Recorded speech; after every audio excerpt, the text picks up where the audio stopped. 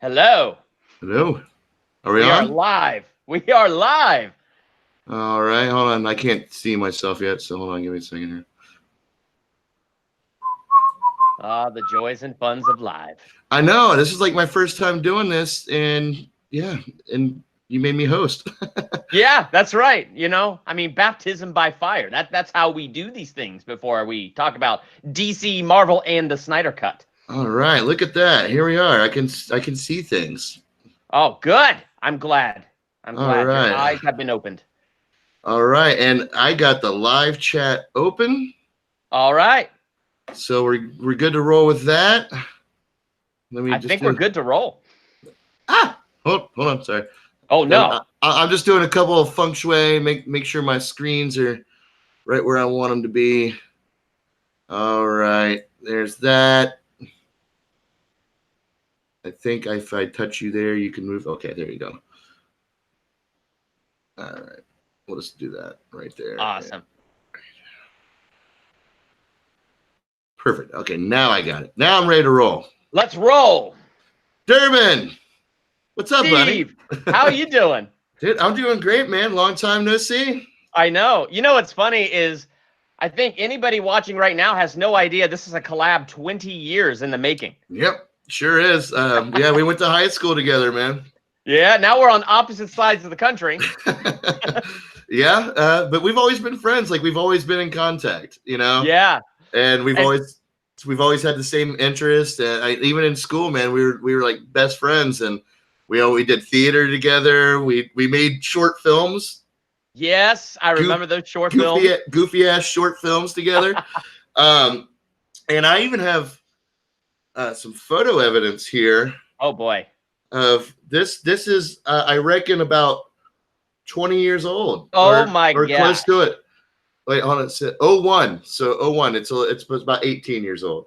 Why do I look so funky? You're making a weird face. I don't know what I that's don't about. understand the weird face. But anyway, yeah, that's me in high school 20 some odd years ago. Isn't this the one I painted? Didn't I paint this photo? You Was that did this paint one? that photo. Yes. Okay. And Yeah. I didn't like it, so I threw it away, and then the teacher dug it out of the trash and delivered it to your house. Is that how that Oh story my goes? gosh. I forgot about that. That was so weird to have that show up on my front door. Oh my gosh. Oh, how time has flown. And now we both got YouTube channels and we're collabing with, again, similar interests. Correctamundo. So what do we do? Do we just wait? Do we just talk, or do we wait for the live I chat? think we just dive right in, man, with what we're going to talk about here. All right, cool. Okay. All right. So DC versus Marvel. Yes, let's do this. So first off, I want to make this clear that I'm not specifically DC, and Durbin's not specifically Marvel, and we're not like butting heads, but we're gonna really just kind of dive into the movies here and discuss where they've been, where they're at, where they're going, their pros or cons, and just see where the conversation flows. Yes. So I guess if you want to start with if we want to start with some DC, I love DC. yeah, I mean, of course, DC was the showrunners for a long time, especially with the Nolan trilogy. Oh yeah. Well, they had a really good run. I mean, Superman the movie in the 70s, Superman 2, they had Keaton as Batman in 89. Yeah. Then they killed it with those other movies. Yeah, then Warner Brothers started slipping a little bit for reasons that will also come into play later because they can't make up their minds about things. No. And then let's see, Iron Man came out what, 2008? 2008. My wife and I were dating when it came out, so yeah, I remember that. Nice. Yeah, Iron Man came out and changed the world. Yes, it did. And I'll tell you what, man, that first Iron Man was it was good. It was a solid origin story, and if you watch Iron Man and then immediately turn around and watch Infinity War, Endgame, and everything is the tone, everything is just completely changed. Yes, from its original start, but they started out strong. I mean, Iron Man was I don't know, Robert Downey Jr. He was just kind of coming through his bad life choices there. Yep. And, Iron Man saved him. They kind of saved each other because he was Tony Stark. Like all that stuff that he went through, Tony Stark was going through. So I think that's part of what brought him back and made that so cool. But yeah, no, Marvel, like they've experimented. Like you're right, Iron Man through Endgame, you can kind of see like the tones have shifted. They've experimented with things. In some ways, they've gone lighter, more comedy. But Endgame was a bit darker. But Marvel has maintained the same flavor from beginning to end, I think. Thor Ragnarok. Okay. Yes. You just want to get me in trouble with anybody that comes by and watches this video. I'm like the one person that was disappointed with Thor Ragnarok. Yeah. Well, I liked it for a couple different reasons. And I think Thor Ragnarok was definitely a strategic move. It was interesting because I thought for having Thor's dad die, for his world being blown up, for his best friends, the Warriors 3, being killed off, it had the heaviest plot and story of all of them, and then they wrapped it up in the most slapstick comedy of all of them. And I just didn't like that clash. It's like, like the comedy was hilarious, don't get me wrong, and I still enjoyed the movie, but it's like, come on, this is so heavy. Don't you see how heavy this is? Yeah, well, I mean, that kind of comes into play in game, all that keeping it deep down and his depression that comes later. Yeah, fat Thor. And, the weight of it literally caught up with him. When I saw Fat Thor, I made a post on Facebook. I'm like, my whole life I've been trying to get a Thor body. Now I finally have it. That's so awesome. Oh man! But I think Thor Ragnarok, the whole reason for that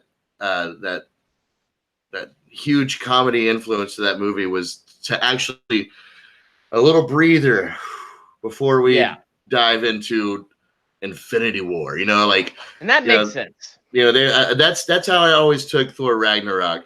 But yeah, but anyhow, that's a little later down the road. So Iron Man came out, Incredible Hulk, which is still canon for the MCU. I liked it. I thought that was a good Hulk movie, but then I'm comparing it to the Hulk movie that came out right before that one, which was terrible.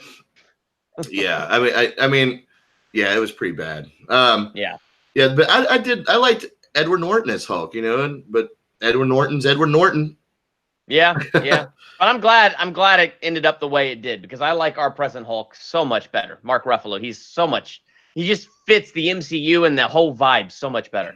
Yeah, absolutely. But I wish they wouldn't have changed the Hulk so much. I know. Like you have a little suspension of disbelief there when they say, oh yeah, that's the origin story for this Hulk, even though he looks completely freaking different. I'm just say his facial features mutated with all the transforming, I guess. Yeah, they could have explained it off like that, right? Like, just like they did with Professor Hulk. Oh, we can say spoiler alert. We're going to spoil the crap out of this whole thing. But that movie's coming out on Blu-ray here real soon anyway. Yeah, I'm just saying spoiler alert all around, whatever, you've been warned. Yeah. But I mean, they could have explained it just like he did with Professor Hulk, I was trying to make him less, angry, and that's why I look different. I don't know, whatever. But either way, so Incredible Hulk, and then you got Iron Man 2, which is pretty well. Then went over well. Then Thor came about, and that's when things started getting a little cosmic. You start bringing gods into the story.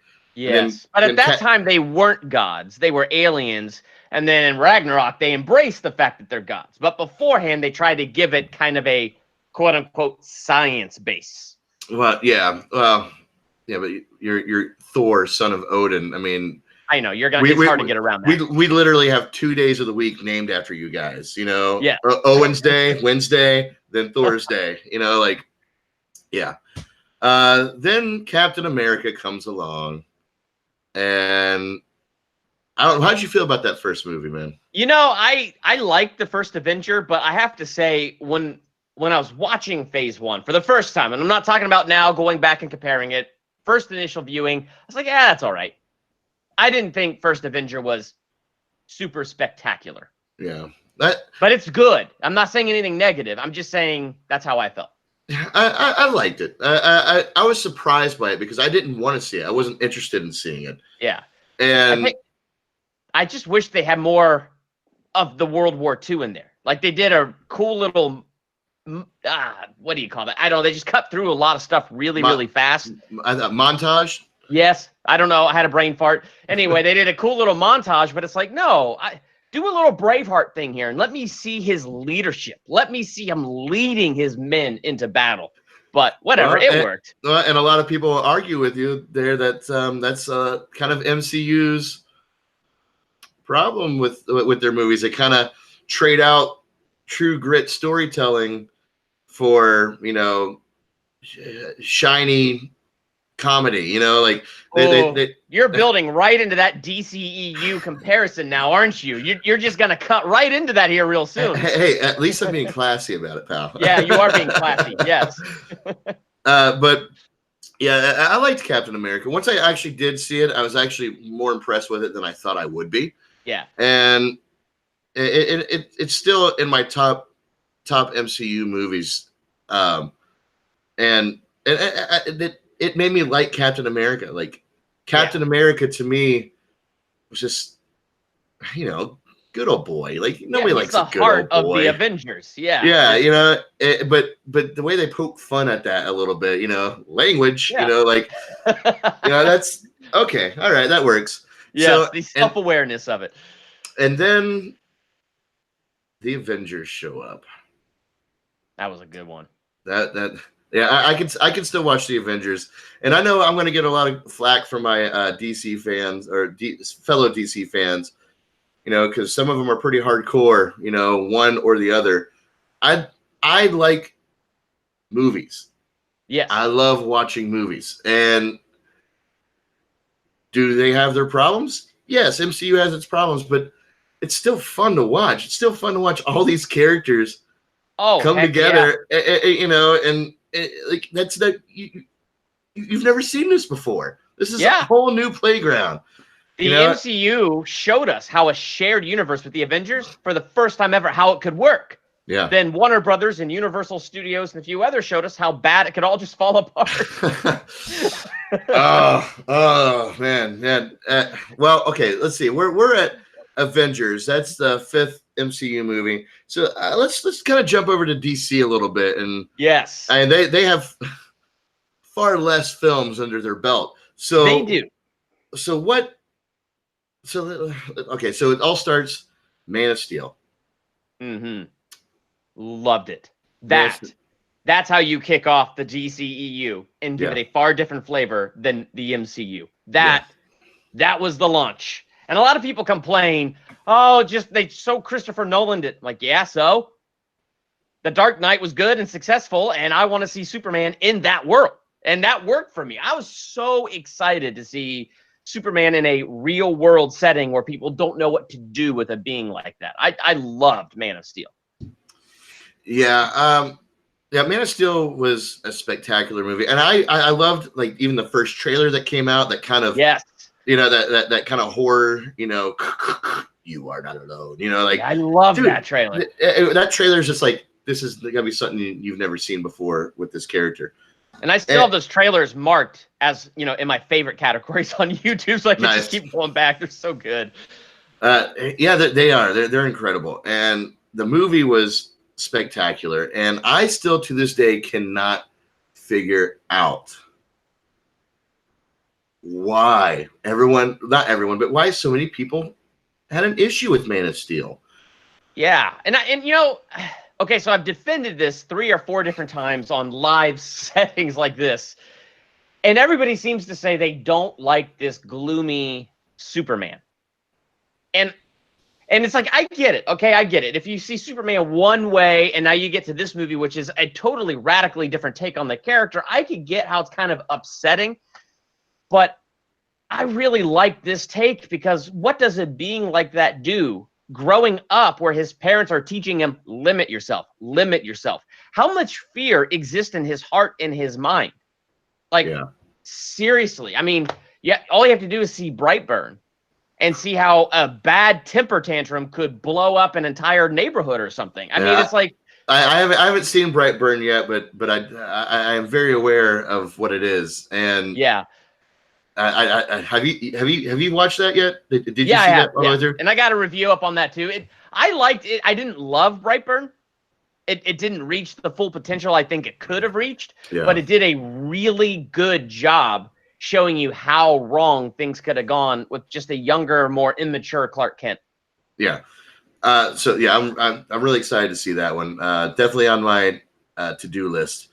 But Man of Steel again. The thing I didn't get is they're like, well, Christopher Reeves Superman. He's the best. We want more Christopher Reeves Superman. We want more Christopher Reeves Superman. And they did that with Superman Returns. Yes, and nobody liked it. And you guys hated it. What? See, we're going to have this conversation in more detail in a little bit, but to me, that's where fandom can get a little bit on the toxic side, because it's like we get Superman Returns, which is kind of this ode to Superman 1 and 2. We're ignoring 3 and 4. This is the new Superman 3. And I was kind of on board with that concept. But the movie, it didn't do it. I mean, how do you do a movie that takes place 5 years after Superman 2, but Superman 2 was in the 70s, and now they have cell phones and modern technology? It's like there were so many things wrong about that whole setting. Suspension of disbelief, Durbin. Suspension of disbelief. I tried. But the point is yeah, everybody wanted that, and then they got it. They didn't like it. So we get this grittier take, and then nobody wanted that. And so that's where it's like, no wonder studios and stuff get confused. Well, yeah. And well, first of all, for Superman Returns, I will say this. The actor who played Superman, what's it? Brandon Routh. Yeah. He did a great job portraying Christopher Reeves. Yeah, he did a great job doing that. So kudos to him for that, man, because that was some big shoes to fill, and I think he did a pretty okay job at it. He wasn't spot on, but it was really good at certain moments. But with this grittier take, and the Man of Steel, the studio stood behind Zack Snyder for that.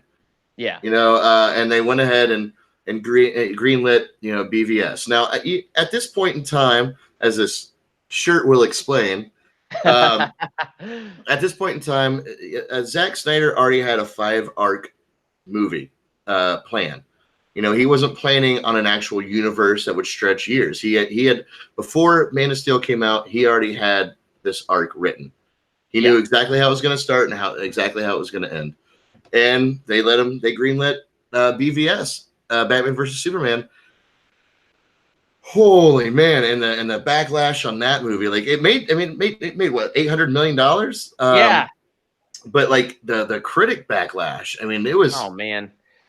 I will say the critic backlash and the fan backlash makes me angry. I was disappointed in the movie, and I definitely watch it and I can be like, well, that's a little rushed and you missed that potential there, and oh boy, you missed a little bit there. But man, are you talking are you talking theatrical? Are you talking I'm talking ultimate? Theatrical right now. Okay. I mean, but even with the ultimate cut, there's still things where I feel like potential's missed, but the ultimate cut is almost a different movie. It's like, I wonder who got fired because they decided it was okay to edit what they edited out. Oh my gosh. No, nobody got fired, man. Warner Brothers over there patting themselves on the back. That's what they're doing. They're like, hey, we limited what this guy could do, and now we put out the Ultimate Edition, and now people are going to buy that. That's true. You can tell they tried to go on the train, ride the train with that one with Suicide Squad. You know what? I watched the ultimate cut of Suicide Squad, and that's worse than the theatrical cut.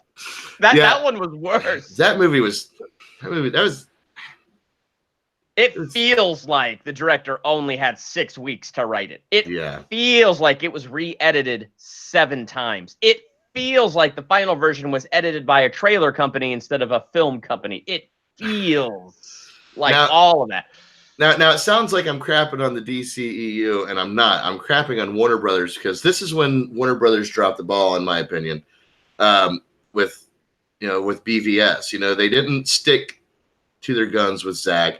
they got scared and tried to copy the MCU, and it's very disappointing what they did. And now for me, Batman versus Superman is an epic movie.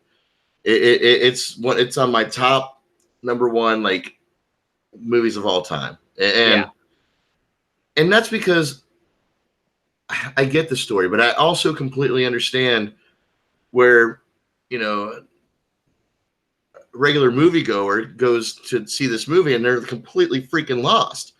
You know, I mean, the dream sequence, you know, the nightmare sequence, you know, where where and I'm not gonna lie, I understand what that sequence is, but only sort of. But that's because we didn't get it completed. Justice League, its intent was to bring all of that full circle, so we're missing it being brought full circle. Oh yeah, absolutely. Well, and I can tell you right now that it was a nod Darkseid who was supposed to be in Justice League. It came when he comes down to Earth, he kills Lois Lane. Yeah, I understood that one little facet of it, but I'm like, now how is Batman even having this vision since he's not a metahuman? Okay, did the Flash time traveling a time-space displacement and he's seeing through his own eyes a vision of the future because of this time-space displacement? Was it, I almost said Thanos, was it Darkseid sitting on his throne and projecting this into Bruce Wayne's mind to keep building this tension so Superman could be taken out? Like, because I've heard all of these theories, so I'm sitting here thinking, okay, which direction was it? Man, see, yeah, it was a hard pill to swallow to going from Man of Steel to BVS. Yeah, even though I'm an advocate for both films, 100%, I do think there could have been a buffer movie in between. You know, like we can get a little bit of Bruce Wayne backstory leading up to, you know, the beginning of BVS, you know, and a little bit more Man of Steel, so you can kind of see, okay, you know, he went from, you know what, I'm Superman now. I'm not going to tell you where I hang my cape, and now he's just kind of like such a conversation of controversy that it's wearing on him. Like that was a quick transition from those two, from Man of Steel to BVS, and so I could see where that kind of got lost in translation for a lot of folks, but I think that's what I feel, the quickness of that transition. Yeah. And then I feel the kind of rushed nature of it. Now, at first, I felt like it was rushed that they threw Wonder Woman in there, but to me, that just ended up working really well.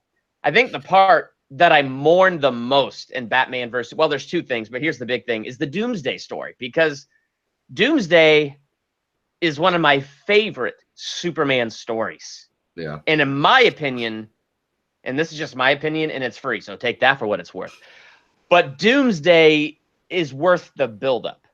To me, killing Superman should have been the same level as the Thanos snap. You know, I mean, that's right. And that's what that's fair. At the same time, here's why I'm torn with that. I like the idea that the Justice League formed for the first time around a dead Superman because there was nobody to fill that gap. And I thought, what an interesting take to bring the Justice League together with this war approach. So I liked that idea. So that almost makes it worth it to me. It's just, I love that Doomsday storyline so much. And that's where I have a hard time with BVS. I don't like how that was rushed. I know the Nightmare Vision had a purpose, but now we'll never really get to see that purpose. And so now it's just kind of in this nebulous space of what? And so it's there. And even Nolan, I read an article once that Nolan even warned Snyder, you know, he's like, hey, you shouldn't kill Superman yet. You know, like maybe have one more movie and then bring that, which I kind of agree with that. Like, again, it kind of goes back to my buffer movie, you know, the movie that could have been between those two. Yeah, and whether that's a Superman movie or whether that's a Batman movie, the idea of putting that buffer in there, I think, works. They needed that. They really did. Or even just Batman v Superman Part 1 and 2. Yes. You know that, but we didn't get that, and I kind of know why, or at least I think I kind of know why. I feel like Zach had his Snyder's full vision. We got the tip of the iceberg, and he's like, well, we got to tell this story, but this is where we're going. So we got to tell this, get this out of the way, get this done to get to this story that this comic book movie that you've never seen before. Nothing like that. And I think given the amount of, if Warner Brothers would have stuck with it, I honestly feel that the payoff would have made it worth it. I think it would have made more sense in the end, you know. And that's the thing where I agree with you. And so in Marvel versus DC, it's interesting because even Disney buys Marvel, but they seem to stand by kind of the vision that was painted out by Kevin Feige. And that's not to say there weren't upsets. I mean, there were times when directors were fired and then rehired, and then the Ant-Man director was fired. And so it's not free of drama, especially when you're creating a universe or you're trying to have a unified vision, which means certain other visions have to be cut and taken out altogether because you've already built this universe. So you have to keep things in line with that unit. So I understand how that gets hard, but at the same time, I feel like even though Marvel kind of, like you said earlier, cuts out the grit, you know, they'll do a montage instead of showing gritty World War II action and Captain America being a leader. But what I think makes the MCU successful is not only have they taken the time to build up these characters and build an audience and then join them together. It's more than that. It's here's the vision. We're backing the vision. And the problem came with Warner Brothers, and I agree with you, maybe if we got the original, not just the Snyder cut, but the 2-part Justice League movie he was working on, like the full original vision, it probably still would have been darker and you still would have had your complainers. But at the same time, everything would have been brought full circle and things would have made a whole lot more sense. But Warner Brothers got reactionary. Oh, it's too dark? We make it light and fluffy. Throw more Marvel jokes in there. Recut Suicide Squad 8 times. Dude, I've replayed that in my head so many times. Like, when I saw BVS, I told Seth, my son, I told him, this isn't going to make sense to people for at least another 2 or 3 movies. Yeah. Like, so I was like right in tune with that movie. Like, I knew what it was. And then you're right, they became reactionary, and then it happened. Then it happened. But before we get to that, so here we are, Man of Steel, BVS, the start of the DCEU, and both movies were the topic of controversy. Yes. From the get-go. Now, back to MCU, at this point in time, they're at Avengers. You know, well, I mean, where were they when Man of Steel came out? Were they They were a good ways in. I'm trying to remember now. What year did Man of Steel? 2013. So they were close to Guardians of the Galaxy. They were on Age of Ultron. Well, either way, like my point is that the MCU is establishing their universe in such a solid way that even if people mean to or not, they're comparing the DCEU with that. You know, like, well, this isn't what I saw in Marvel. You know, like well, no, it's because it's not Marvel. You know, like DC's always been known to be darker. Yes, and that's its thing. You know, and again, the MCU was doing a good job. It's being campy. It's staying away from the too dark of a story. You know, it had its moments in there, like Iron Man 3, and even those didn't do so hot. You know, Iron Man 3 was known to be like the everyone's least favorite one, and they kind of dove into his Tony Stark. Thor: The Dark World is the least favorite, I think, of the MCU. Yeah, I don't even remember that movie. Like I've seen it. I've seen it. The most I remember that movie is what they showed in Endgame. Yes, and that's only because they showed it in Endgame. And I didn't even know Rene Russo was in that movie. When I saw Endgame, I'm like, Rene Russo was in Dark World. I don't even remember that. But that's that. Yeah, MCU's had their mess ups, but they truly have. But here's the thing, that people seem to forgive that. Yes, and quite easily. Actually, they seem to forgive the MCU for their missteps, and the DCEU not so much. they're under a microscope. I mean, Yeah. even the Martha, the Martha line, and Oh man. the infamous the line heard around the world. If that was an MCU thing, I feel like that would have been like, oh, that was weird. Yeah, that was weird. But we're gonna brush it Yeah. under the rug. Like It'd it get was, made fun of. It'd be on honest trailers. It would be yeah, spoofed, but at the same time, like you're saying, it'd be forgiven. yeah, it'd be forgiven. And but DCU was scrutinized. Absolutely, Zach was scrutinized for this. You Yes. know, and it ruined the movie for me. You know, I don't know.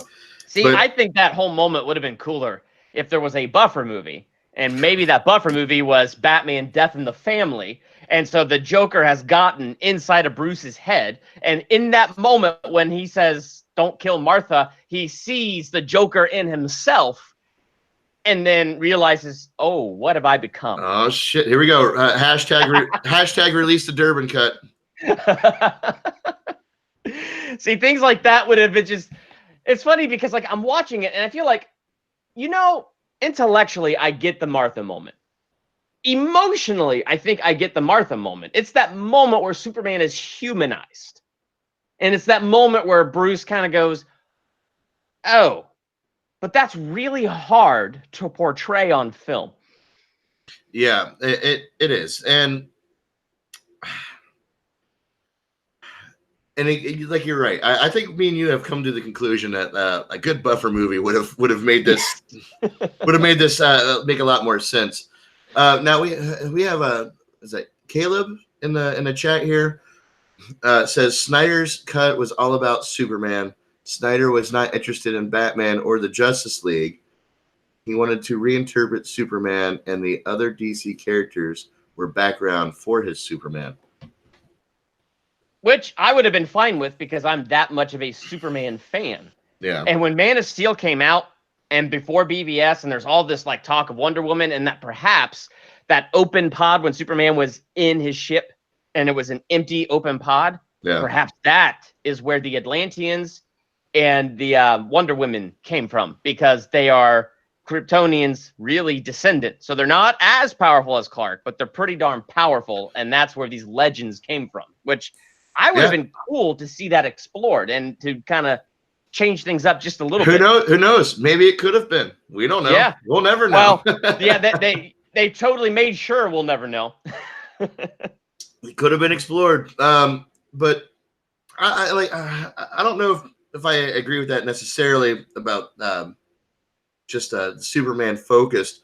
I think Batman Zack Snyder's a huge fan of Batman. And I think he just wanted to give us something that we had never seen cinematically before. And not just that, but if we jump into the Justice League talk, Cyborg was actually going to be the heart of that movie. I was just reading that article today. Yeah, and like how, like Zach wanted Cyborg to actually become the most powerful being ever, right. Even more powerful than Superman, which is nobody's more powerful than Superman. Yeah, that would have been a really cool take on that. But I'm scared. Like I'm scared to jump into Justice League territory. I feel like that's gonna derail us. So I'm gonna try to back off of that. We'll hold back, but we have to hit it at some point. We have to hit it at some point. It's just such good territory. Yeah, we do. So back to MCU, man. They're over here. They're doing Avengers, Iron Man 3, Thor: Dark World, womp womp. Captain America: Winter Soldier, which that was amazing. That was a perfect mix of grittiness and the MCU humor and flavor that they go for. Like that was perfectly balanced. I love the Russo brothers. Yeah.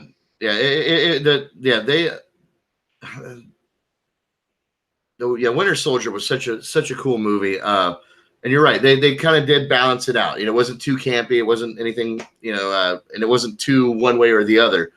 They're still playing it safe, I think, but it worked. It worked for what they gave us a Captain American movie that made Captain America cool, Yeah.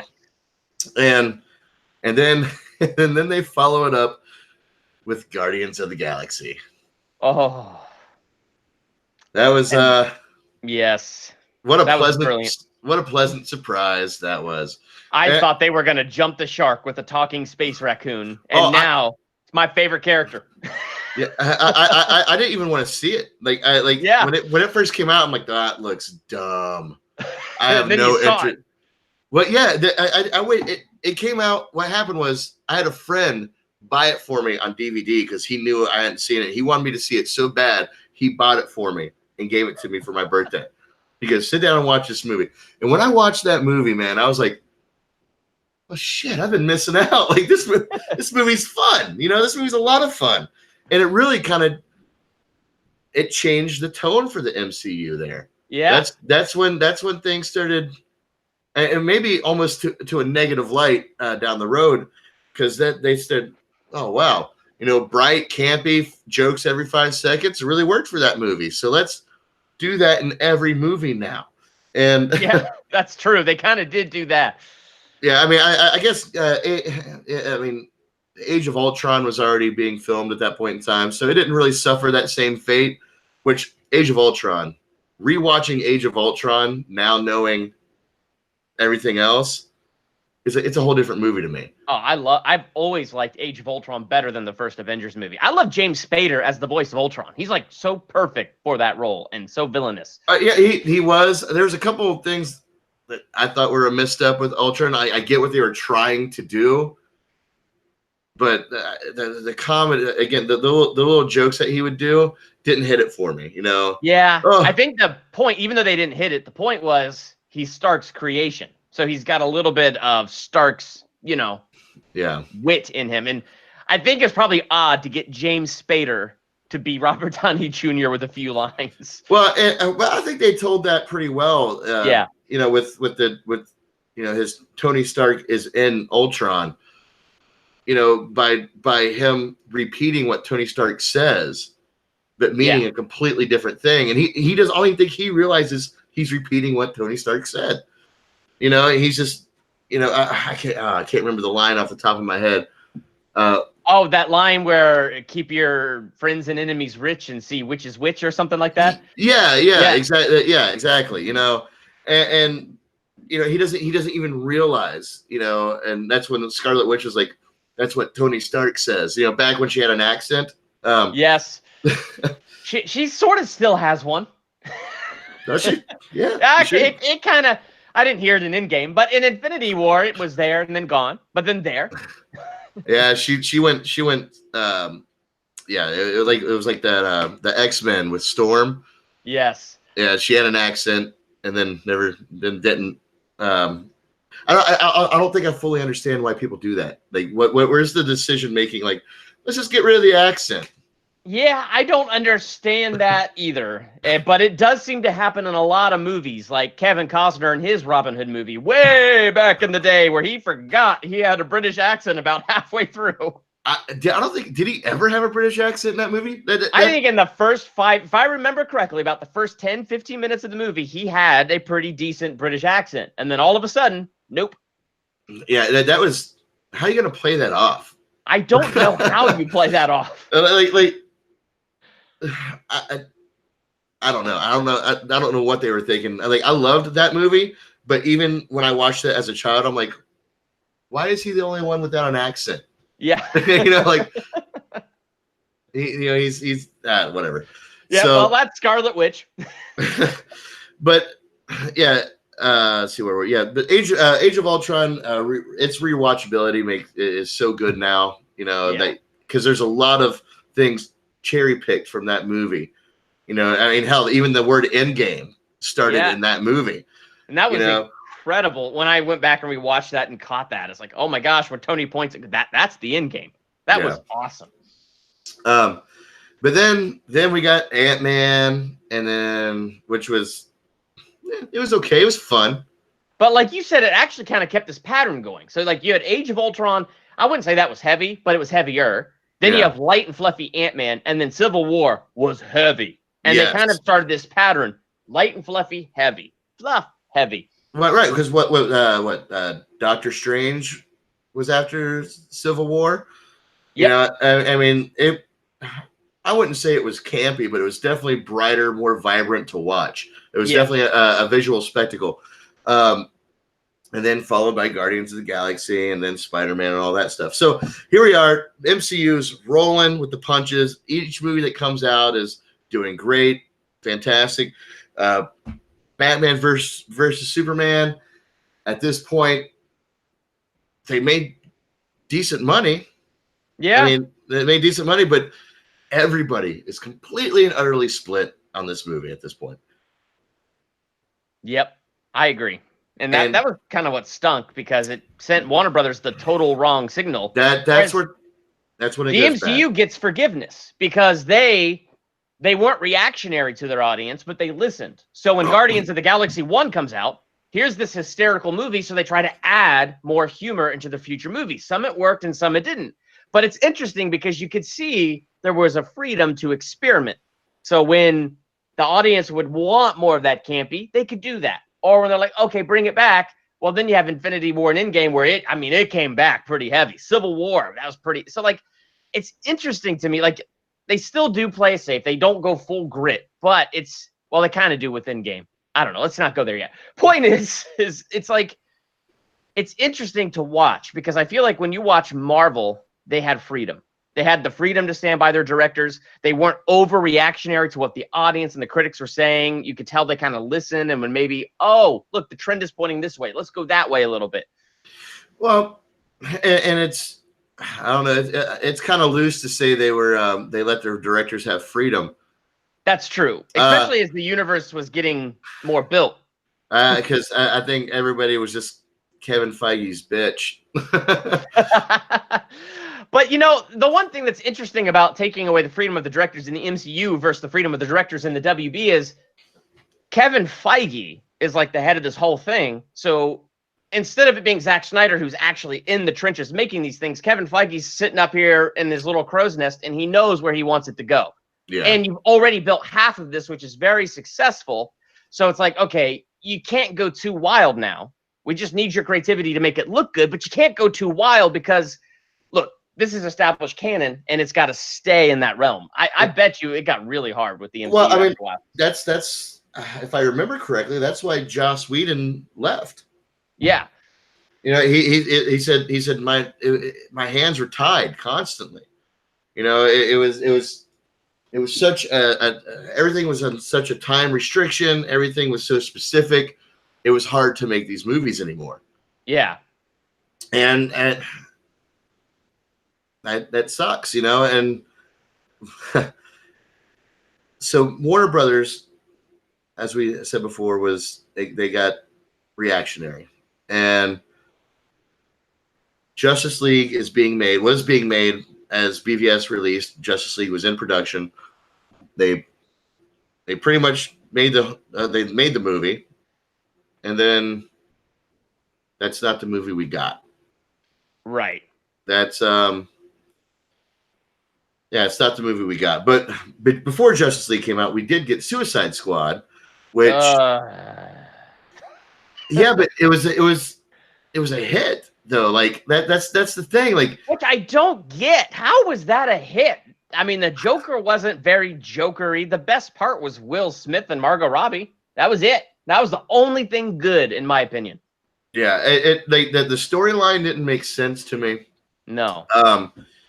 Like Amanda Waller puts this team together so they can rescue Amanda Waller later. Like, what? What's? I don't even remember the bad guy in that movie. What's her name? Oh, the witch lady. I can't even remember. We'll just call her Wiggle Lady because that's all she did. That was her power. She wiggled.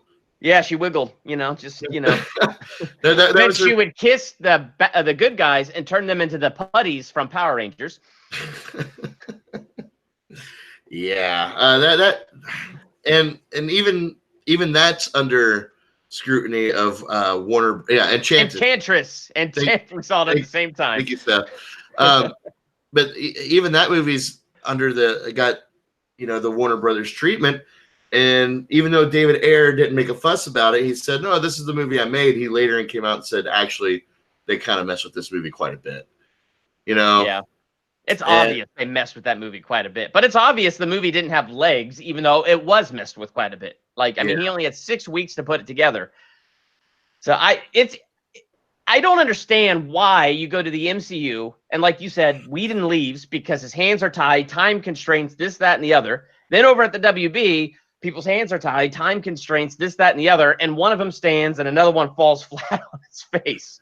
Yeah, it's ridiculous. It's the studio involvement. I mean, you put this together in 6 weeks, you can tell Warner Brothers now is just trying to rush to catch up to the MCU, which doesn't even really make any sense.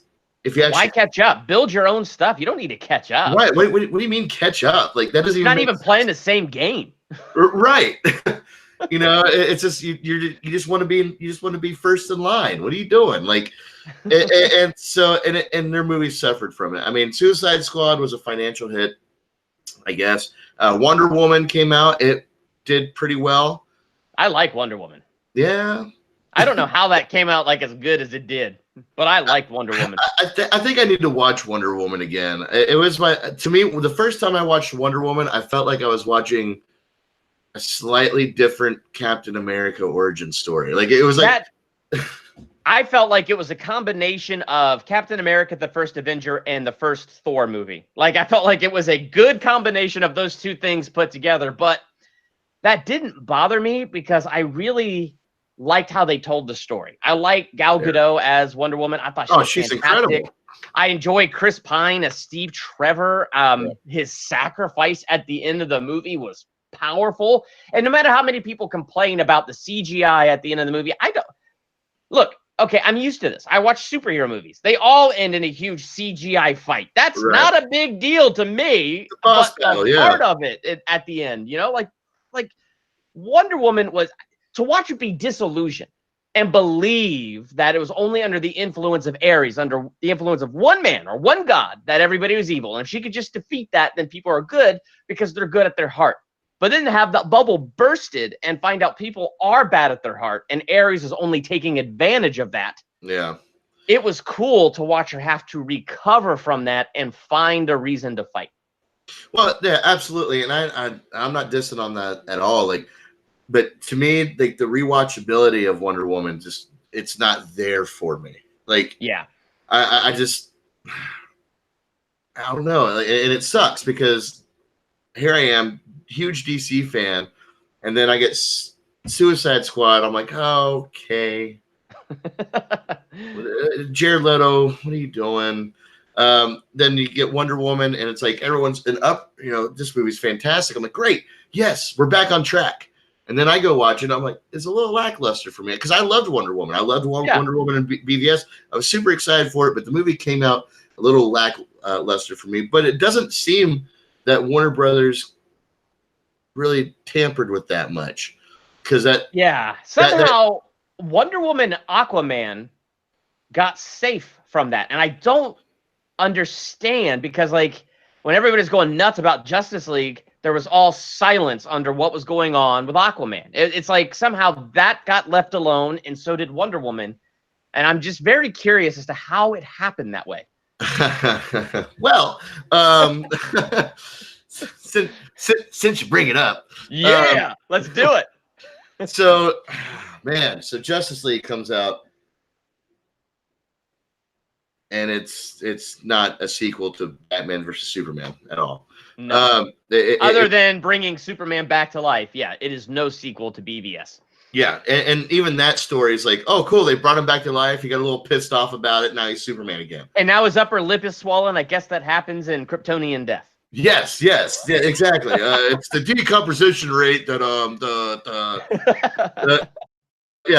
dude, that movie got so messed with. It's ridiculous. Now, I know we all know this. We're not telling anybody something new. No. But the story behind that is, I mean, there should be a movie about that alone. I would watch that movie. I would, man. And I bet you it'll be out in about 15 years, like the movie behind what went on with Justice League. Yeah. And I look forward to seeing that because I want to know.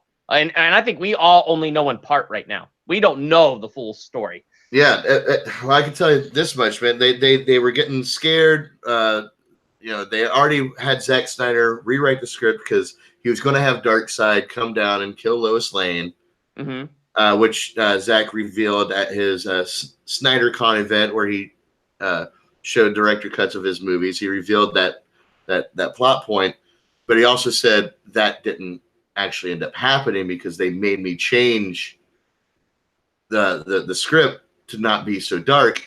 So even the Snyder cut that could come out is still not going to be what his original vision was, but it's still going to be his accepted vision. But anyhow, so the execs get scared. They did some screen tests, and I don't know. And then I guess a very not classy way to put this, very tasteless way to put this is Warner Brothers got a break when Zack Snyder had the tragedy happen when his daughter committed suicide. And the movie was done. He was just everything was in post, post editing and everything like that. And he had to leave the project. And Warner Brothers came in, hired Joss Whedon because MCU, and and they reshot most of the movie. Let's see, I have something written down here. John Garza, he's a journalist. He's a senior editor for Real Anarchy, and he did a kind of calculation of what was shot by Snyder, what was shot by Joss, what was shot by Snyder but edited by Joss Whedon. And interesting. And we know the runtime is the original runtime that Snyder had was 214 minutes. That's 3.5 hours long for the Justice League movie. I would sit through a 3.5 hour Justice League just so Warner Brothers and everybody can hear that clearly. I would do it. Right. I'd pay money for this. I'd pay lots of money. I'd pay all the monies for this.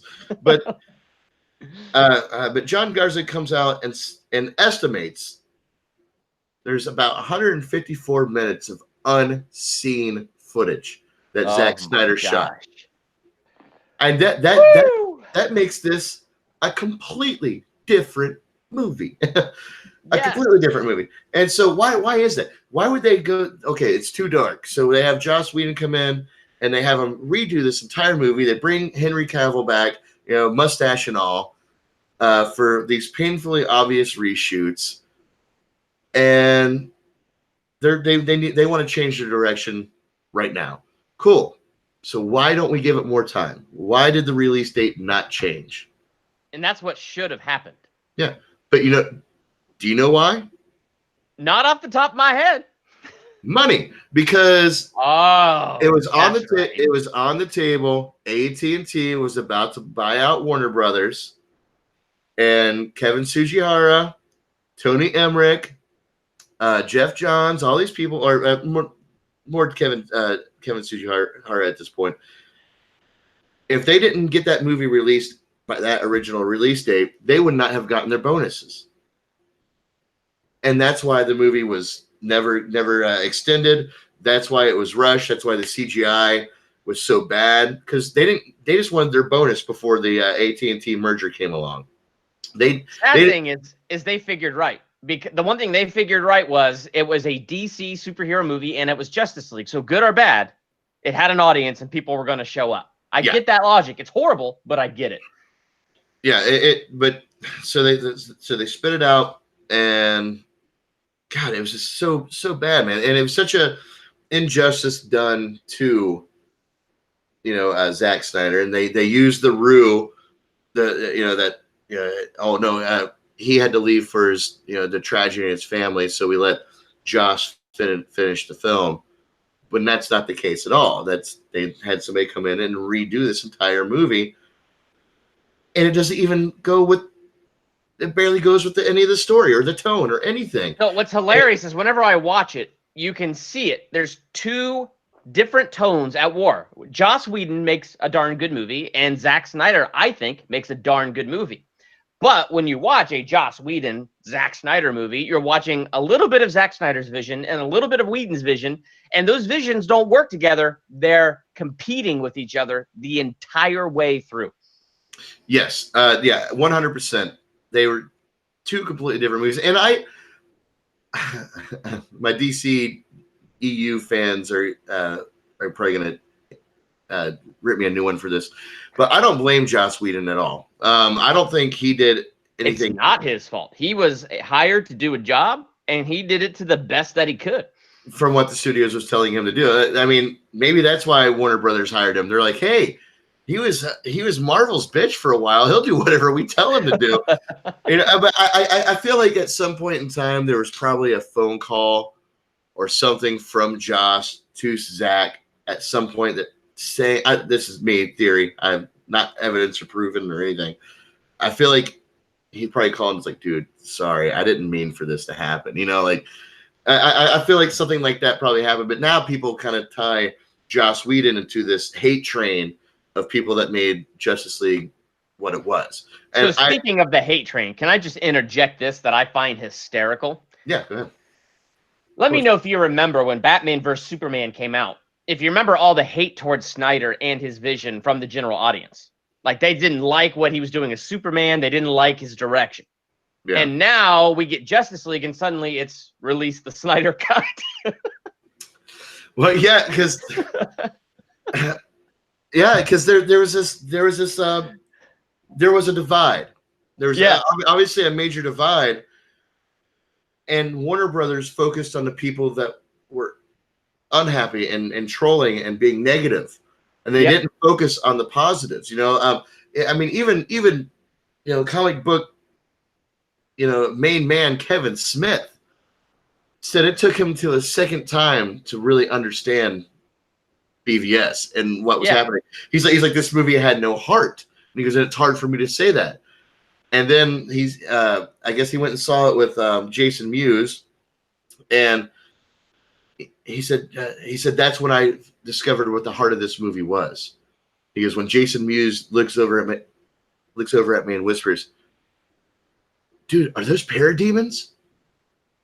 And he's like, that's the heart of this movie is made for comic book fans. Like, this movie's made for people who know this stuff, Yep. And that's where a lot of this divide comes from. And again, I think Warner Brothers would have benefited from sticking to that vision. I think it would have been an epic 5, even rumors 6 movie arc that would have paid off in the end. Instead, now, so Justice League comes out, they do all this stuff, and where are they at now? Nobody knows what's going on with the DC. Nobody knows. Yeah, I mean, we got a new Batman, and is that connected to the DCEU? Is it a soft reboot of the DCEU? Is it its own little thing, kind of like Joaquin Phoenix's Joker, or is it going to tie into this weird 80s version of Wonder Woman that is supposedly not a sequel, but is its own thing, but is a sequel, which is so nice and confusing. And so it's like, same with Suicide Squad. They're saying, oh, it's a sequel. No, it's a reboot. No, it's a sequel. No, it's a reboot. Like, yep. And Birds of Prey. I haven't heard anything about Birds of Prey, but I've seen the footage and stuff. But anyway, that's the point. Is now it's like shrouded in kind of this confusion. Like, I like Aquaman. So I thought Aquaman was a very good release, and I thought Shazam was fun. Like, if you just want to go watch a fun superhero movie, Shazam is a fun superhero movie. But some might say that, yeah. I have a feeling you have a totally different opinion. Not totally different. I have a lot of problems with that movie, and my problems are more petty than anything. Yeah. It's the little engine that could for me. Like, a lot of my issues with Shazam is everyone, praised Zachary Levi for his portrayal of playing a 13-year-old kid, and he did a good job, right? He did. It was hysterical. But he was not playing the kid that was Billy Batson in that movie. Billy Batson and Shazam were 2 completely different people. Like, I can see that. I've only seen the movie twice, so I have to see it like when it comes out on Blu-ray again and dissect it more. Billy Batson was this brooding orphan. He was a deep thinker. He had a chip on his shoulder, from his life. Shazam wasn't that. Shazam was a teenager who all of a sudden has powers. And he's, oh, cool, that's awesome, that's sweet.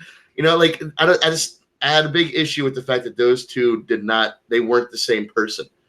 You know, they did a good Yeah. job. He was a good Billy Batson. He was a good Shazam, but they weren't believable as the same person to me at all. Not whatsoever. You know what? You might have shattered the glass for me. So next time I watch it, I am actually going to be looking for that.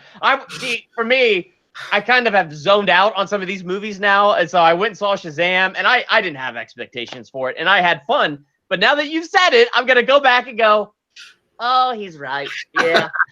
Well, and that's the MCU treatment. That's those little things that people forgive if you make them laugh. Yes. Well, I think the other reason the MCU gets forgiven is because overall, they have a solid, overarching story that has spanned 11 years, and Endgame was just a phenomenal ending to that. I mean, we got the payoff with the MCU. And that's what we missed with Warner Brothers by them not sticking to a vision or sticking to their guns, where they're just freaking out over the negativity. And you know what? They were going to get it. If they stuck with Snyder's plan and did the 5-arc movie, then negativity would not have stopped, because DC is just darker than Marvel. Eventually, people would have gotten over it, and maybe a whole picture with payoff would change things. Don't know. But Marvel already was just framed with so much good stuff. And even when they do Thor, The Dark World, or any other really bad movie, a lot of people don't like Guardians of the Galaxy Volume 2. But even when you have movies that are considered duds in there, they had a big picture that you could sort of see. And the big picture was a good picture. They had a connective tissue.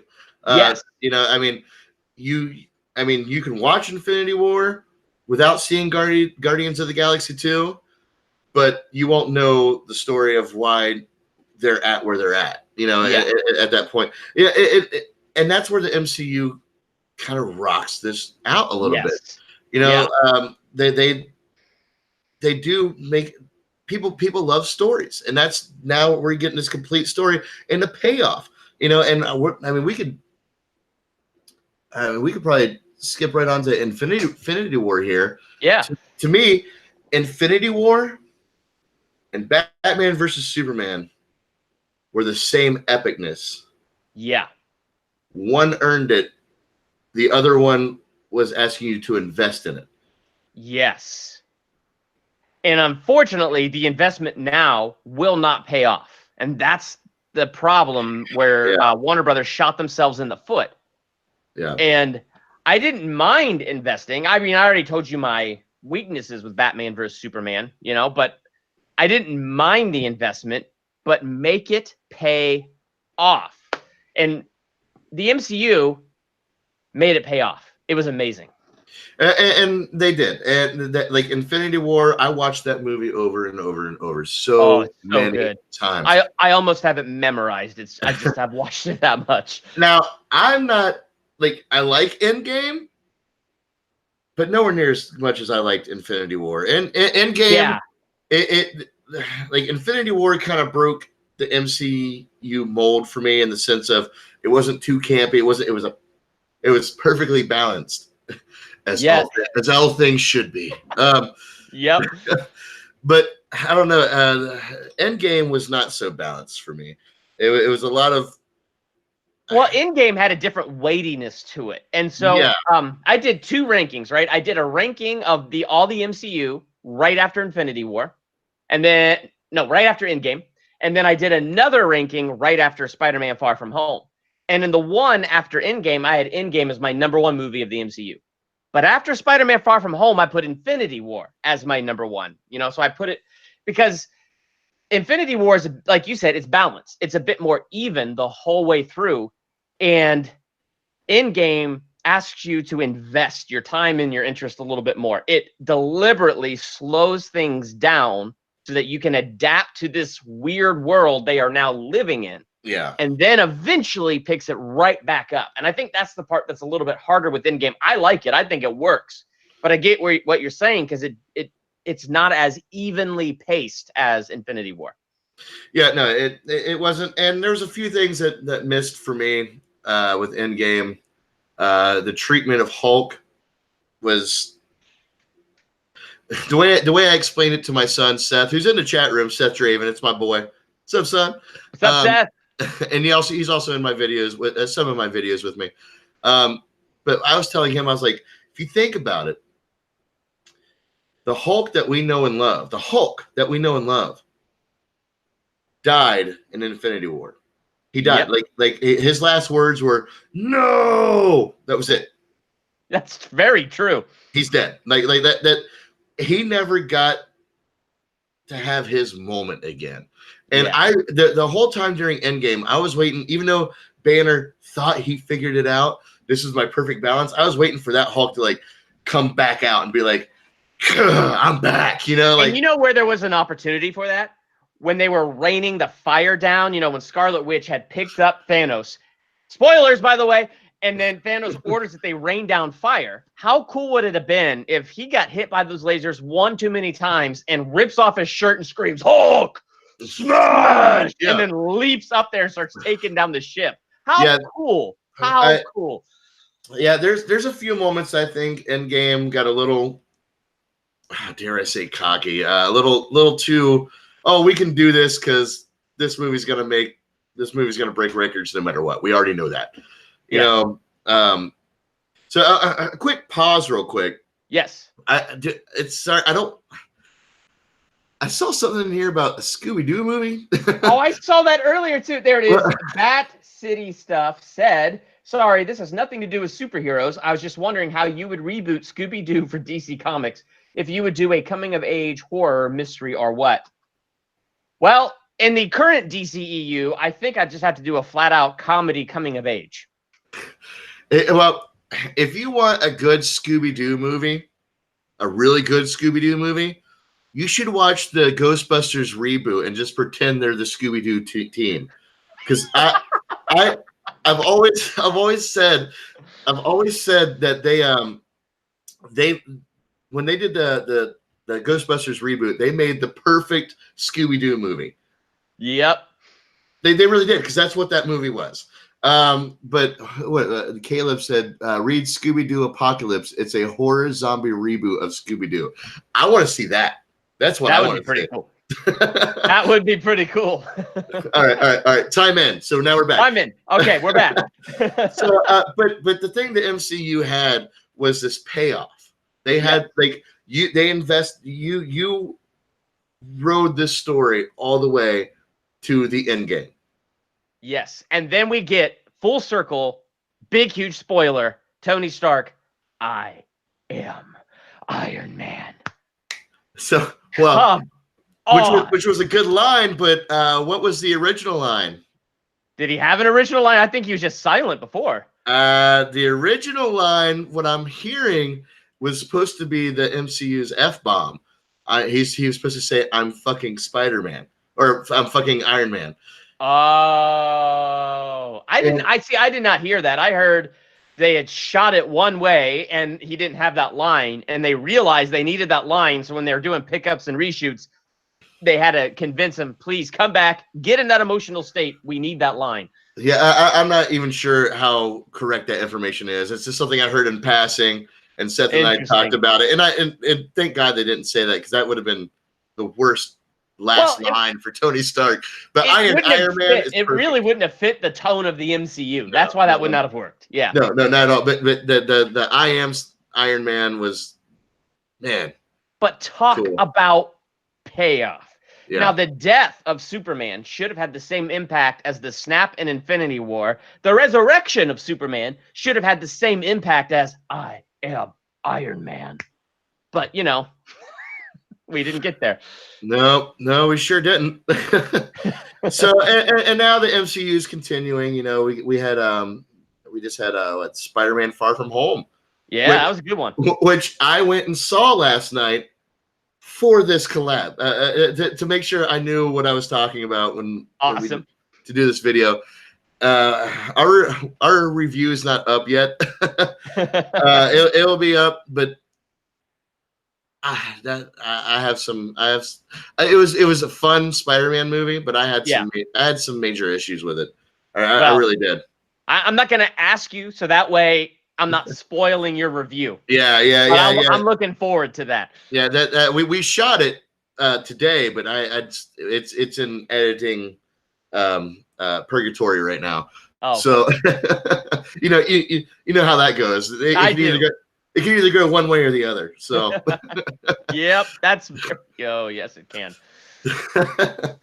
So here we go. So now MCU is going strong, and people are hating on it. That will always hate on it, you know, and for reasons that I agree with.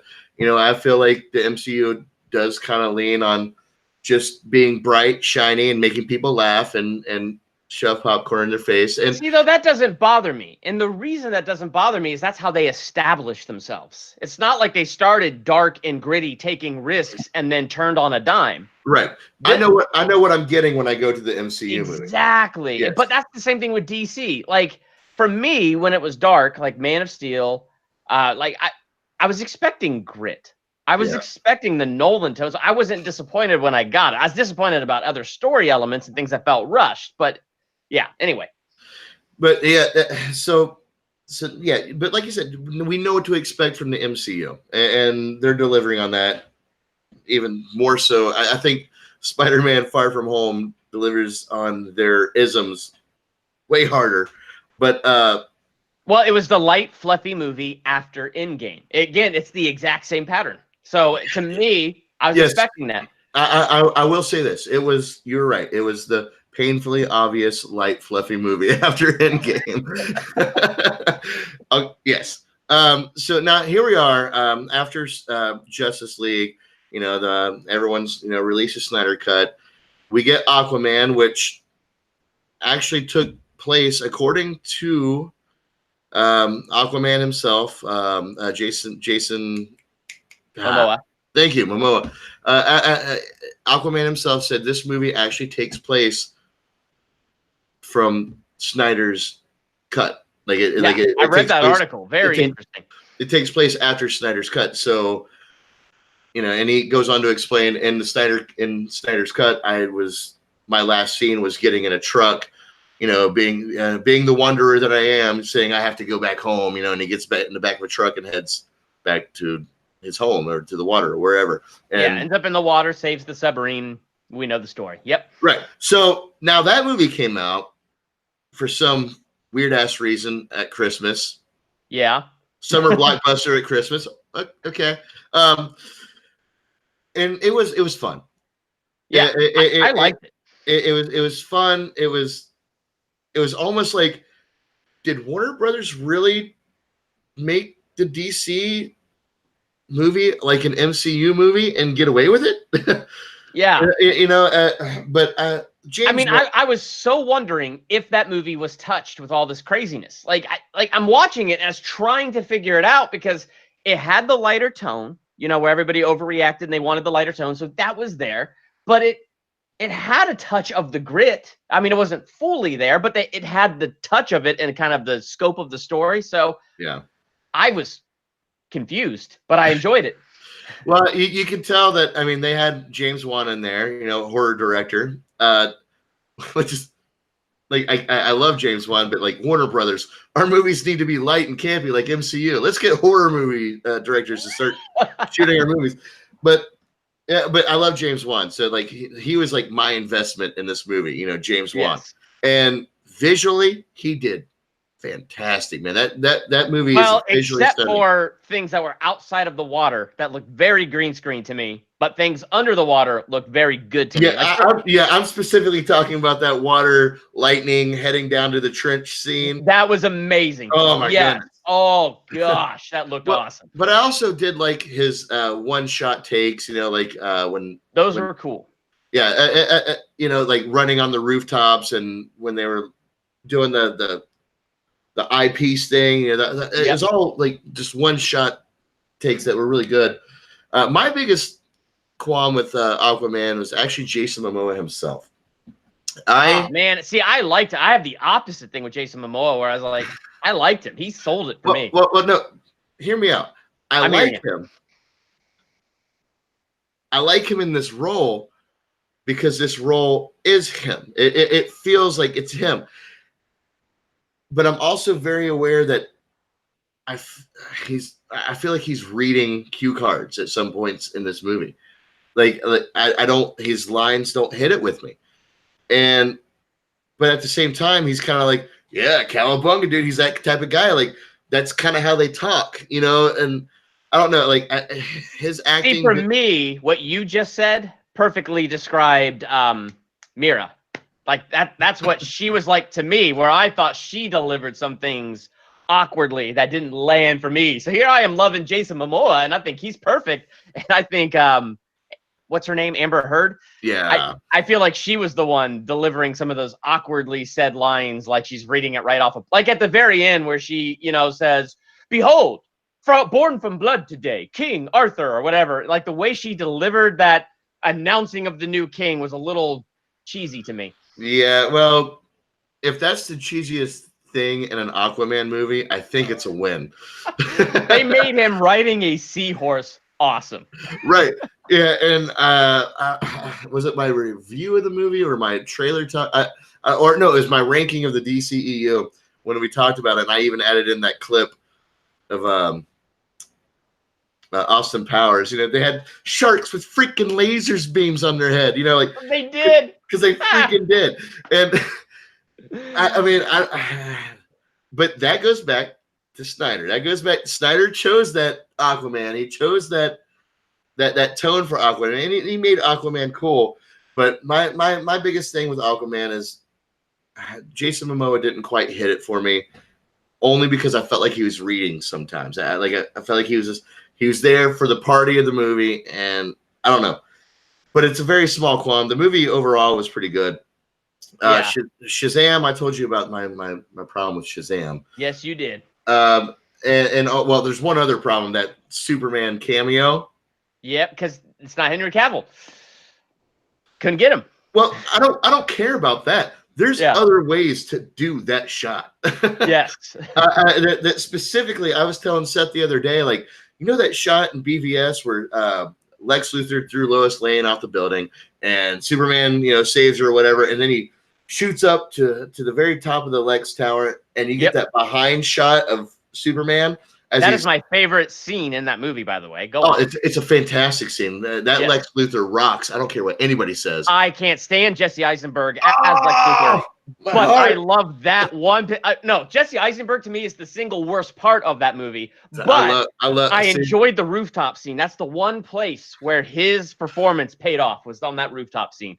I will say maybe Jesse Eisenberg could have done a little less noise.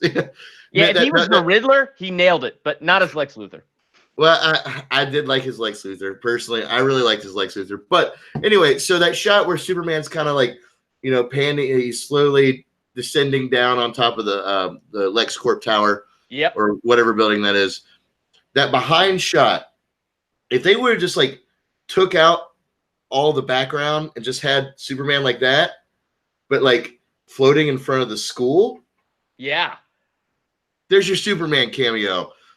Or like in Man of Steel, remember when he steps out from behind the train and it's just like a picture of his ankles and then the cape drapes around his boots? Yeah. How cool if he stepped out of the lunch line and that's what we saw from that exact shot.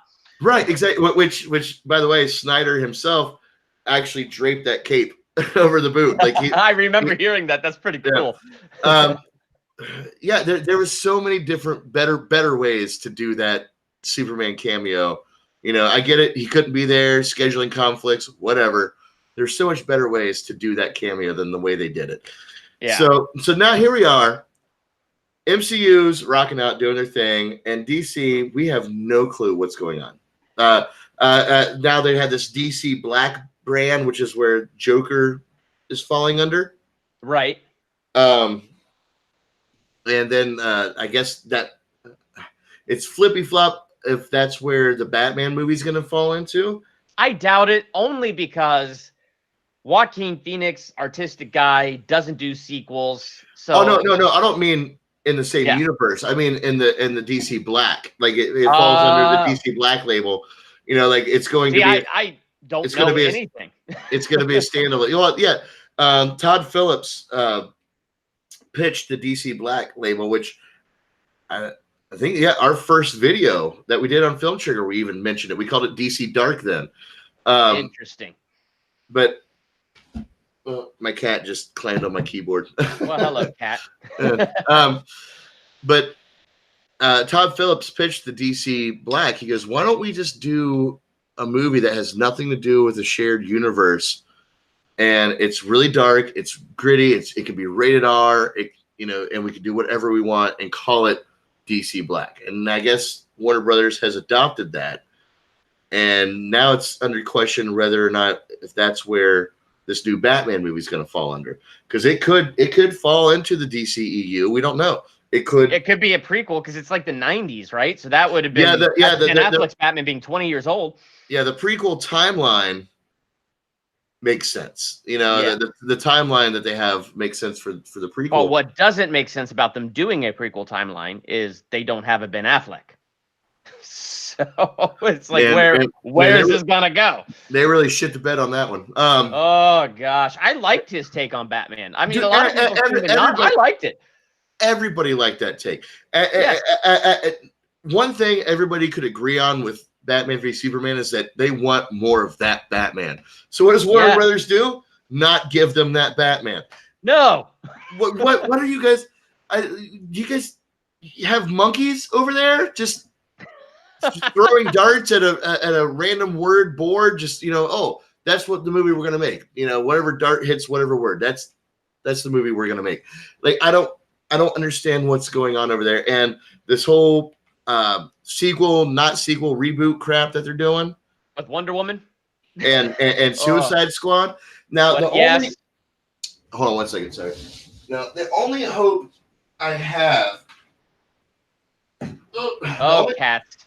The only that's a very expensive keyboard that she was on. I wouldn't want the cat on there. No. But the only hope I have is that Wonder Woman, and this is really me just reaching, but Wonder Woman will answer a lot of our questions. That's the thing about Wonder Woman 84. We will know for sure when that comes out. Are we soft rebooting and ignoring what has come before and soft rebooting? Yeah, or are we really? Well, she wants to be Catwoman. Yeah. Well, I'm Batman, lady. Just watch yourself. See, hold on. All right, go on. Sorry, honey. I can't have you scratch my stuff. There we go. The joys of going live. Yay. Yeah. But or not even, soft rebooting, opening up a multiple dimension. Could they even this is what Chris Wong over at Ping Pong Flicks would say, put on your tinfoil hats, because they could even use this as a catalyst to open up the multiverse where they can actually release the Snyder Cut. But then you get on the crazy theory. So here's my problem with that. I don't think they're going to do that, number one. No, I don't. Number two, I don't think they can. And number three, the reason I don't think they can is look how annoying it is over on the CW right now.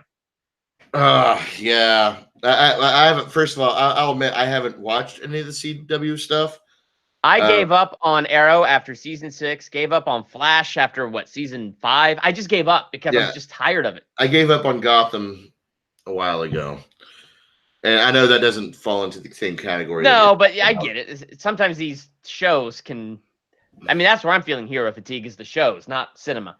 Yeah, but I don't mind. I mean, I don't mind there being a multiverse. I mean that they could have gave us a Flashpoint. That would have been awesome. That would have been a great multiverse. The problem with me in getting Flashpoint, and I said this multiple, now that we don't know what's happening, but back in the day when we thought we knew what was happening, and one of the things we thought for sure they were going to do to get Ben Affleck out of there was a Flashpoint movie. So we can understand why Ben Affleck's not Batman anymore, but it's the same universe, Flashpoint, blah, blah, blah. I just kind of scratched my head and said, but that's BVS all over again. You're doing something big that you haven't earned. Yeah. We haven't seen Central City. We haven't met Flash's people. We haven't seen it established as it's supposed to be so that we can feel the impact of the change. No, you're absolutely right. So what are we going to do? Just sit on the Flash movie for the next few years and not know what's going on.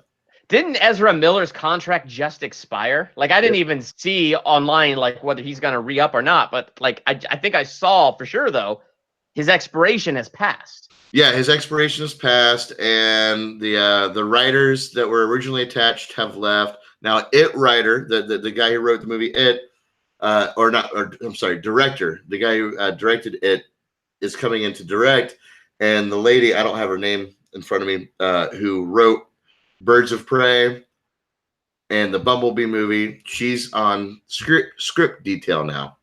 Right. But we might not have an Ezra Miller, we might not have a Henry Cavill, and we might not have, we don't have a Ben Affleck. Who knows? Who knows, man? Who knows what's going on? That's the messed up part. Warner Brothers has handled this entire situation so bad. Yeah, like they the worst way possible, and I feel like it's because pride. They have.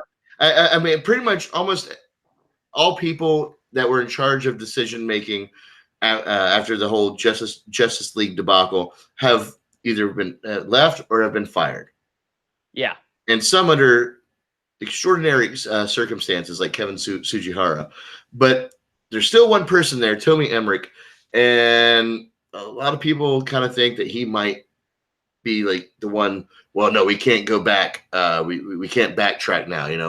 It's our pride. We have to keep forward with whatever we're doing right now. No. What they need to do is just end it now and hard reboot.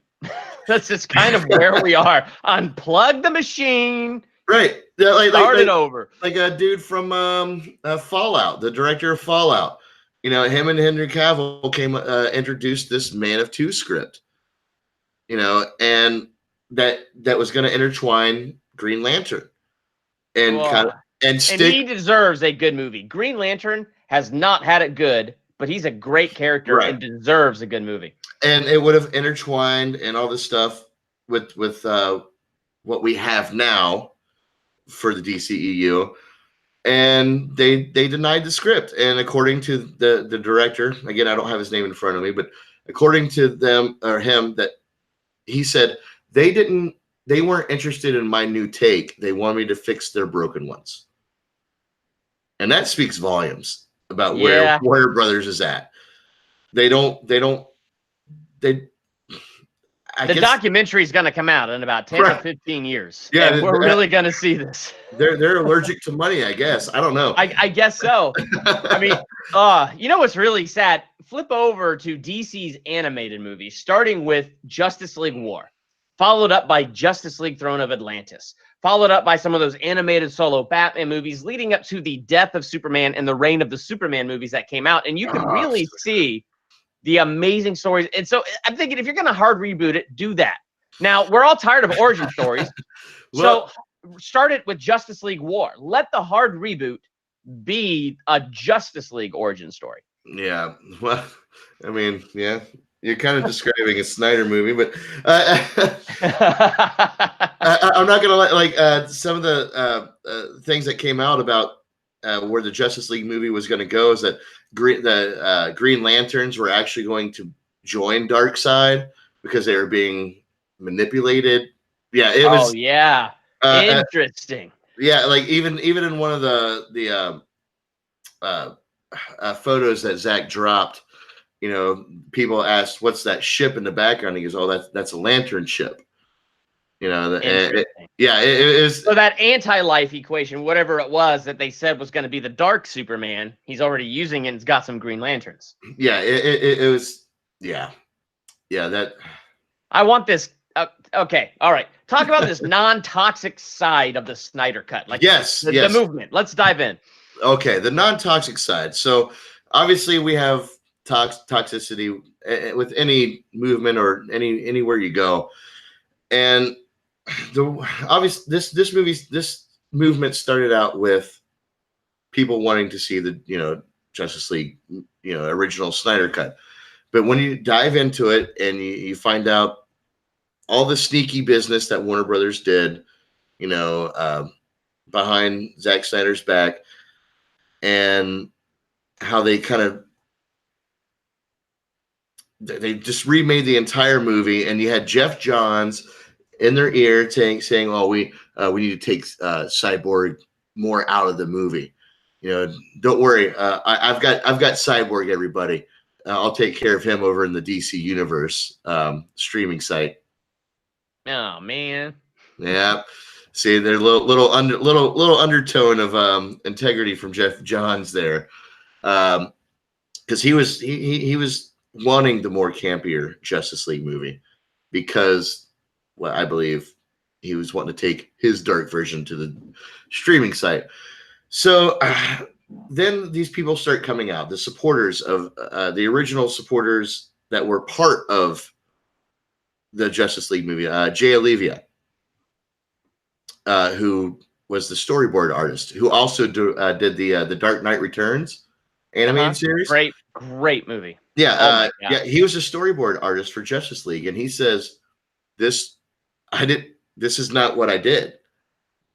So people are like, "Okay, well, this is obviously way different than Snyder's version." And then you have other actors coming out, Sarian Hines, who plays Steppenwolf, saying, "This is not the movie I worked so hard on." I bet not, because that Steppenwolf looked unfinished and unrendered.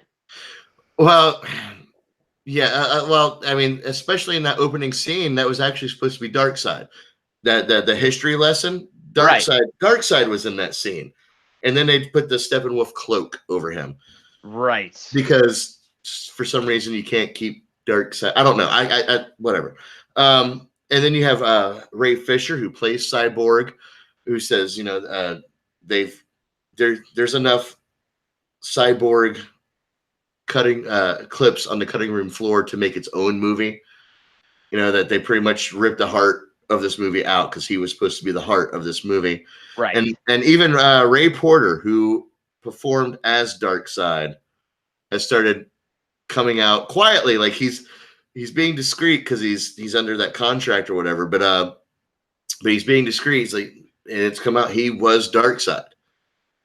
Darkseid had a big part in the original shot of this movie, and even Steppenwolf, like the trailer, what you get, there's no lanterns, no Kryptonian. Yes. That was actually, I mean, that was Steppenwolf, but he was reporting to Desaad, which is Darkseid. Like, so there's so much of this thing that's missing, and all these actors are coming out saying, this is, where are we?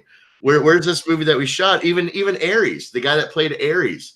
I just read that today. Yeah. Yeah. He has a small part, and now the guy that played Ares didn't get credited as Ares. He got credited as a stuntman, and he didn't get paid for that. And now we're starting. Right. So now the story unfolds a little bit more about now they're undercutting people and all these things, and so people wanting to see this movie have now turned more towards, well, what are the rights for artists that make these movies? At what point in time can the studio actually take over and destroy this? I mean, obviously Zack Snyder has the rights. I mean, it's his film company that made it, under the Warner Brothers studios, but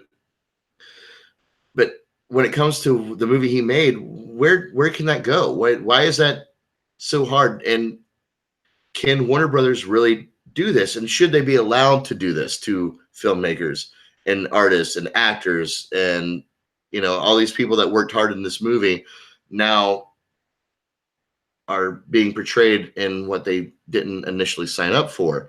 Yeah. So you have the non-toxic movement, because there's plenty of toxic people out there, but you have the at RT Snyder Cut. They're very non-toxic. They have positive goals, and they're great leaders of the movement by supporting what's called Project Comic-Con, where we raise money to put plain banners out at the San Diego Comic-Con. So people, it's all to make people aware of the Snyder Cut. That actually there was an injustice done, and we want to not only see this movie, but we want Warner Brothers to fix the way they treat their filmmakers. You can't just hire somebody and be like, no, we're going to change everything you did. So they've raised $26,501 as of when I checked right before we started. Wow. They have, And where that money goes, they're doing the plane banners, they're doing the billboards, and they're putting out an ad in the Hollywood Reporter that that, and all this is all around San Diego, and that's only a portion of it. Now, 50% of the proceeds of the donations will go to the American Foundation of Suicide Prevention. And Right, for for Zack Snyder's daughter. yes, for Zack Snyder's daughter, exactly. And in remembrance of Zack Snyder's daughter. And this movement is essentially fighting for the rights of artists. And that's what it's for. And yes, we want to see the movie. That'd be a cool bonus. But now the integrity is, dude, this is what your studio is doing. Like, this entire movie, Justice League, came out the way it did because of greed. Right. Because they wanted to be like somebody else. So they abandoned their storyline with somebody and made it into a laughable CGI cluster. Yes, that clusterfuck. It was bad. And the execs still got their bonuses. They're still sitting fat and happy and doing their things, while the artist Zack Snyder's being crapped on, while the actors aren't getting credited for their jobs correctly, while characters in the movies aren't being portrayed the way they're supposed to be, because they wanted to get rid of all that. And that's kind of where this movement is heading, is integrity. And it's even inspired me to where now I'm reaching out to local filmographers and artists in the where I live area, and doing interviews with these local guys to talk about how do you feel about when you shoot a film with your friends in the local area, how would you feel if somebody came through and changed that all up on you, and just kind of discussing how all the hard work that goes in behind the scenes. And that's how I'm taking this entire movement. And everybody can, take it their own way, but just please don't listen to the toxic people out there. Yeah. Just wanting the Snyder Cut for what it is, and anything that. Just listen to the good guys, and the at RT Snyder Cut is a great thing. And you can also donate to the Project Comic Con. It's they have a GoFundMe, Release a Snyder Cut. It's actually in the description of this video. If you feel like donating, you're more than happy to. If you want to donate to the American Foundation of Suicide Prevention by itself, you can go do that. And I'm doing my part by starting to bring in local filmographers and giving them attention on my channel, Film Trigger, because that's my way to kind of give back. That's how I took this Snyder Cut movement, and as long as it's positive and it brings artists to light, then you're part of the movement. That's what this is all about. It's not just seeing the movie. It's not just being, ooh, we're just Snyder fans. It's about creative justice and artist rights for what they create. So yeah, that's kind of how that goes. And also a few other YouTubers to give a little shout out to: Chris Swanson at Ping Pong Flicks, Film Junkie, Lantern 2814. All these guys share the true integrity of the Snyder Cut movement, and they're not toxic. Please listen to them. If you really want to get your good information, listen to these guys. So that's basically it. Yeah, no, that's a good point. Like, even where I live, I'm in a group where we try to make little short films, and it's about being artistic. It's about being fun. And like, yeah, that would stink if some overhaul thing came in and utterly undid it. And it's like, it draws light to the idea that if Warner Brothers wanted the freedom to mess with something that much, I guess that's fine. I guess technically they own it, but it should be stipulated in a contract. So two parties are agreeing to the idea of that, and so it's not about the greed. It's about, okay, we're coming in and now we're making a agreement that we both understand and we're both going to adhere to. Because sometimes studios do have a certain wisdom because they're investing in a movie and they want money back. So I guess they should get somewhat of a say. But creators are creators for a reason, and there's a reason those artists were hired. And so they need to be listened to as well. And if we could live in that world where those two things meshed well, then my gosh, we could have had a fantastic Justice League. Oh yeah, and there's a fuzzy line there. You know, like at one point in time, at what point in time is there a director who just makes a really bad movie? Right. You know, that is objectively bad. That the studio needs to come in and be like, hey, you're out, bro. You know, I mean, you're fired, man. You're fired. This is not what we agreed on.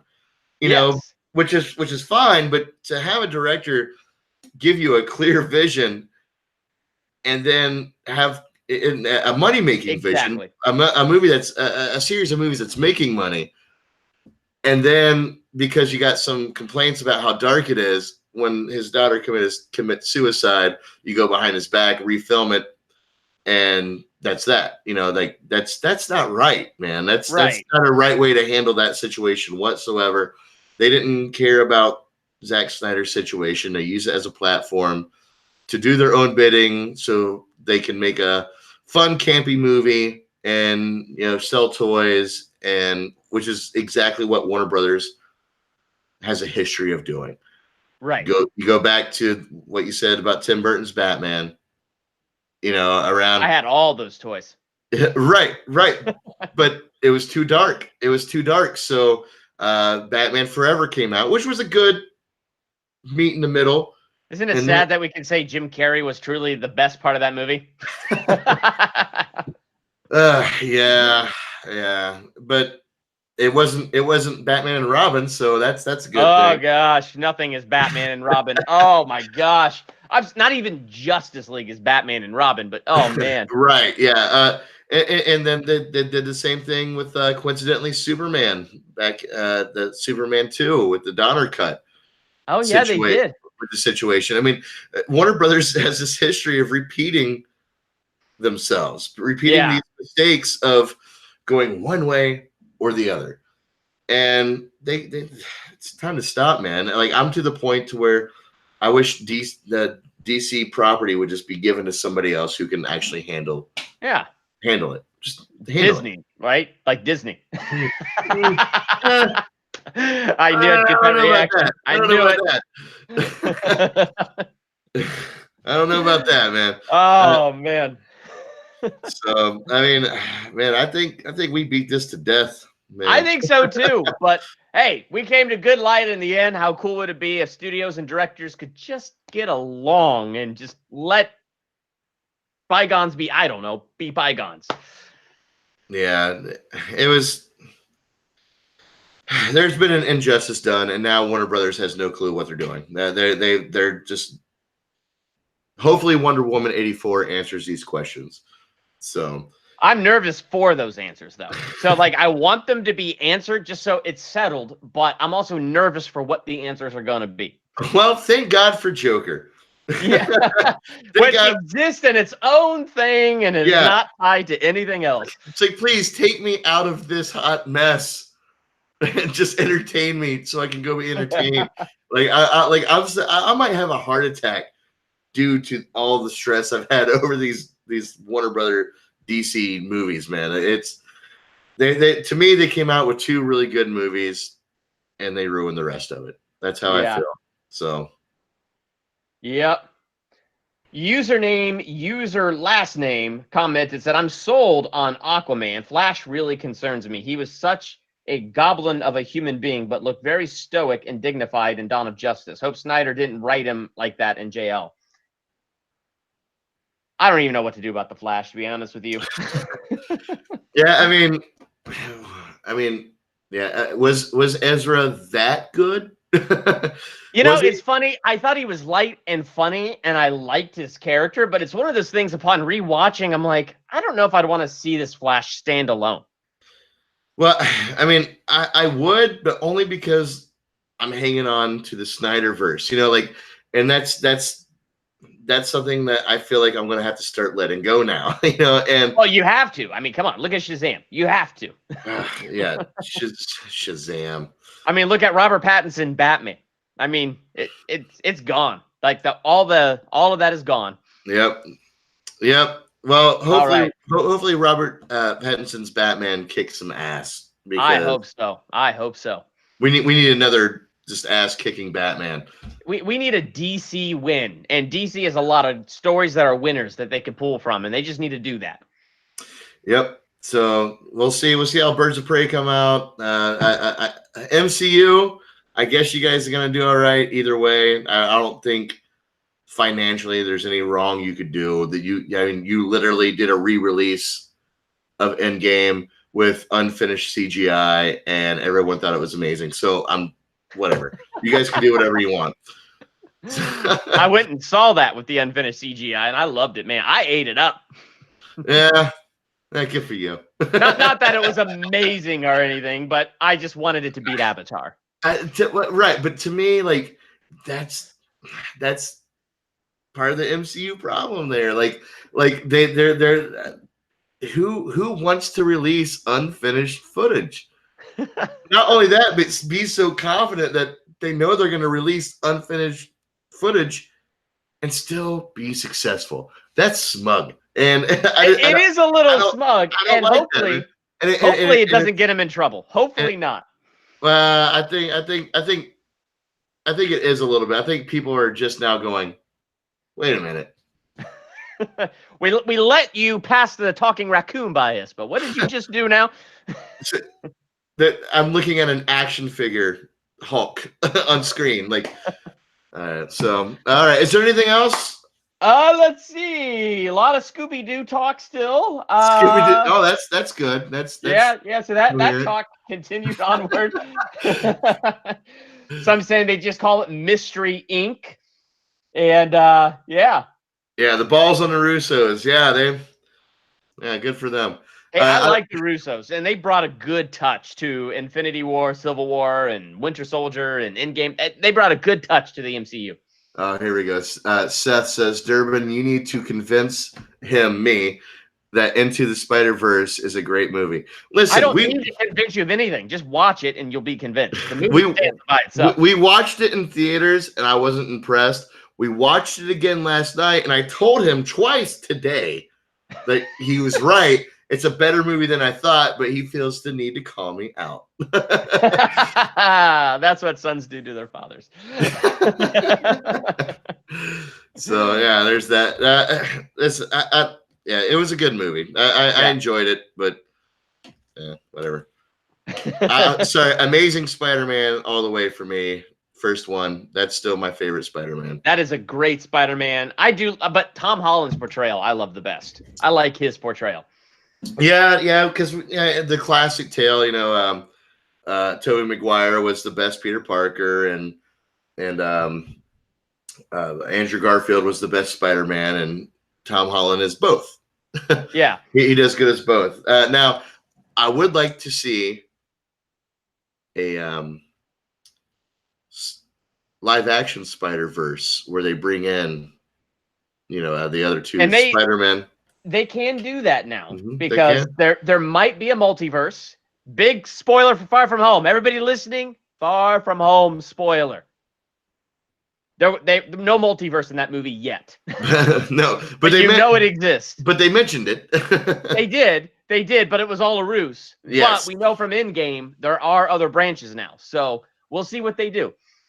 So, well, either way, that's that. Please, guys, watch out for the toxic Snyder Cut people. There's actually true good integrity behind this whole movement, and all the tags for that is down in the description of this. Durbin, buddy, thank you so much, man. And I'm going to share this picture again now that there's more people here. This is Durbin and I in high school 18 years ago. Oh my gosh, I still can't get over my face in that picture. I don't know why I'm being so weird, but I was in high school and I was a weirdo in high school, so we'll just go with it. Hello. Yeah. Oh, why did you have to bring that back over YouTube? Yay. Because that's what I do. Oh my gosh. All right, man. So oh wait, yeah, but I forgot about. But don't forget about Doctor Strange. Oh yeah, they're coming out with a new Doctor Strange. Yeah, I'm looking all forward right, to that. cool. I'm down with it. All right. So anything else? Are we good, or you guys? I feel good. I feel like we've clubbed this dead horse to death again. Yeah. If we ever collab again, we should not ever talk about these two ever again. You know what? We'll still talk nerdy and comic book stuff because that's what we do. Yes. we got our Marvel and DC out of the way, and now we can just do a general discussion. That's right. So next time, Film Trigger and Durbania collab, you watch out for that. And of course, Steve's gonna have to come on my channel sometime here in the near future. Ah, yes. I'll have to put my censor bar on. Oh, you'll be all right. Yeah. I have faith in you. Cool, man. All right. Well, hey, for everyone that joined us in the comment section, thank you for joining me on my very first live stream on YouTube. We started just a year ago on July 4th. It was a year ago, and we appreciate you guys. And we're finding your voice. We love you so much, Durbin. Thank you for being that person. It's only poetic that you were. So, and thank you for finally having me on your channel. This is a collab 18, 20 years in the making. Yep. So, all right. I don't know how to end this thing. Oh, wait. There's a stop. Oh, you just hit stop broadcast? I see it now. I see it now. All right, guys. Have a good night. Stay trigger happy, my friends. Peace.